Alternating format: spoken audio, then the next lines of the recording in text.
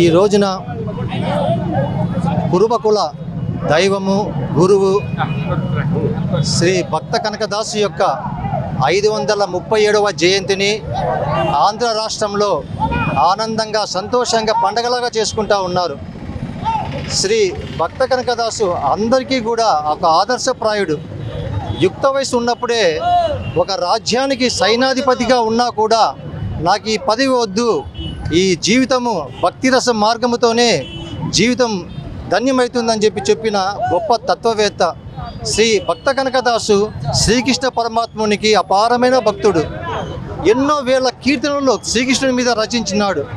ఒకనాడు ఉడిపిలో ఉన్న శ్రీకృష్ణుని దర్శించుకోవాలని చెప్పి ఉడిపికి వెళితే, నువ్వు వెనుకబడిన జాతీయుడు కులస్తుడు, నువ్వు లోపలికి అడుగు పెట్టడానికి అర్హత లేదు అని చెప్పి అర్చకులు చెప్పినప్పుడు ఎంతో మనసు కలత చెందినవైన కనకదాసు నా బాధని నా భక్తిని శ్రీకృష్ణునికి చూపించాలని చెప్పి గుడికి వెనక పక్కకు వెళ్ళి తాను రచించుకున్న ఎన్నో వేల కీర్తనలను తన గాన గంధర్వ గానముతో ఆలపించి తన యొక్క భక్తిని మెప్పించి తూర్పు దిగున ఉన్న శ్రీకృష్ణ పరమాత్ముని వెనక్కి తిరిగి గర్భగుడి గోడలు చీల్చుకొని శ్రీ భక్త కనకదాసుకు శ్రీకృష్ణుడు దర్శనమిచ్చాడు.